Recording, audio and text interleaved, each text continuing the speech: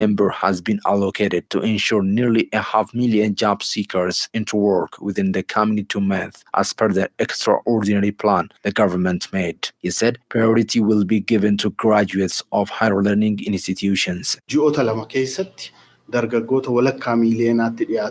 The Oromia regional government allocated 3.5 billion to create job opportunity for about 500,000 youths within 2 months. Especially the youths who were graduated from higher learning institutions will enjoy this opportunity. The government has finalized preconditions to facilitate working place, provide the necessary materials and the types of work on which they will engage. According to Admaso, relevant discussion is underway, participating youth and other segments of the society in different selective towns aimed at realizing the move. He said the issues that need special attention have been raised during the discussion. The head further elaborated that the deliberation focused on addressing recruitment, market linkage, support, and ways of organizing youth. He called on investors of the region, financial institutions, and families to do their best in realizing the cause. We ask other stakeholders to make sustainable support, especially business persons, society, families, and financial institutions in succeeding the plan. Documents show that over 645,000 youth have got job opportunities over the past 9 months in the region. The state is to cover duty payment taxation for health professionals. Health professionals held discussion with government officials in Hawasa City. Ministry of Health, in collaboration with Southern Regional Government, has held discussion with health professionals of the region at HAWASA town. President of the Southern Nations, Nationalities and Peoples Region, Milion Matios, Minister of Health, Dr. Amir Aman, leaders of health offices of the region, and health professionals have participated on the event. The discussion is mainly focused on accessibility of health and maximizing number of health professionals across the region. Participants raised that the region needs additional hospitals to give quality and swift health services. በክልላችን የቡርጂ ሆስፒታል በወላይታ ዞን በቦርዲቲ ሆስፒታል Burji and Bordode hospitals were built without plan and enough preparations, so that they have been destroying now. So such lack of good governance should be solved. Double taxation ነው አለው። There is double taxation in our sector. We have been paying tax from our monthly salary as well as from duty payment. This should be corrected. Minister of Health Dr. Amin Aman on the event said the government is ready to cover tax of duty payment for health professionals starting from May 2019. Tax exemption ሳይሆን የዲቲዩንና የቶፕአፑን ማካካሻ ግን starting from May 2019, the government is ready to cover tax of the additional time and top-up benefits. Dr. Amir underscored that all health extension workers across the country earn similar salary starting from May 2019. President of the Southern Region, Milion Matios, for his part, noted that his government is ready to implement the decision made at the country level. ወደ ታች በምንሄድበት ጊዜ በዞንም በከተማ አስተዳደርም ከነቀድሞ የተነሱ The discussion made at the country level should be implemented at all levels of our region, so all stakeholders should work with special focus in this regard. Deputy Attorney General Dr. Gideon Timotheos said the government of Ethiopia has taken concrete measures over the past years to advance human rights at the 33rd session of Universal Periodic Review. Letatarissa has more on this. Deputy Attorney General Dr. Gideon Timotheos said the government of Ethiopia has taken concrete measures over the past years to advance human rights at the 33rd session of Universal Periodic Review.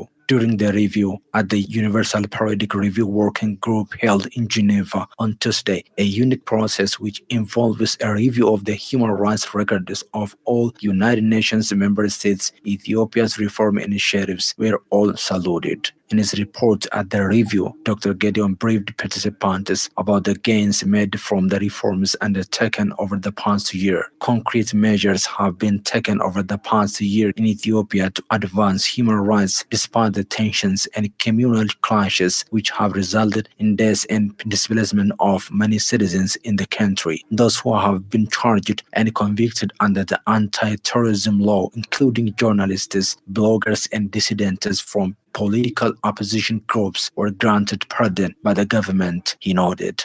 The Deputy Attorney General further said the government of Ethiopia has repealed and replaced the former Charities and Societies Law to better respect freedom of association and the work of civil society organizations, as well as to promote the rule of law and democracy. Moreover, a National Reconciliation Commission has been set up to promote intercommunal understanding, reconciliation, and harmony, and the government is endeavoring to provide socio-economic services, including healthcare, education, and housing to the most needy, he noted. The Deputy Attorney General stated that the proportion of public spending in poor areas in Ethiopia has increased by 2/3 over the past decade, including in education sector and to build roads. Member states commended Ethiopia for the improvement of the human rights situation in the country through political reform measures and steps to widen civil society and democratic space, and for the release of political prisoners previously charged as terrorists. They also praised the country for achieving a gender parity in government positions, for the implementation of the Growth and Transformation Plan 2016 up to 2020, leading to poverty reduction, and for the National Action Plan 2016 up to 2020. The member states recommended Ethiopia to strengthen the capacity of the judiciary, ombudsman, and the National Human Rights Commission, as well as to step up efforts to combat human trafficking and to improve food security. They also recommended Ethiopia to ensure equitable, free, and transparent elections scheduled for May 2020, to continue to take steps to promote religious dialogue and prevent discrimination based on religion and promote intercommunal reconciliation. They further recommended Ethiopia to ratify the second optional protocol to the International Covenant on Civil and Political Rights to abolish the death penalty, to ratify the optional protocol to the Convention Against Torture, and to improve prison conditions. The Oromia Investment Commission said the government is working to create favorable conditions for investment in the region. A relevant discussion has been held with investors of Sabata Town. Aklilu Gabru has a story. The Oromia Investment Commission and the Oromia Investors Forum have held a joint forum aimed to initiate investment across the region. Some investors had to say the following about the problem they are facing. In order to set up environmental conservation project, we've tried our best, but nobody supported us. There is also a problem of infrastructure. There is always problems on work, but the way we solve problems is big issue. We've also discussed how to solve problems. Previously, there was serious problem of good governance, but there is slight difference right now. Chairperson of the Oromia Investors Forum, Tsaggaye Abebe, urged the investors to discharge their social responsibility. We need to think for generation, so as much as possible, we have to act environmentally friendly. Deputy Director of the Oromia Forest and Climate Change Authority, Bonsai Adesa, for his part, remarked that investment should be environmentally friendly. Commissioner of the Oromia Investment Commission, Rashid Muhapa, said that the regional government is working to expand investment more than ever.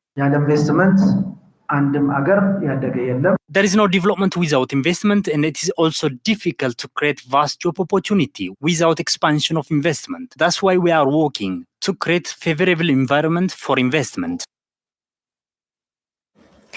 That's it from me and the whole team, and thanks for joining us.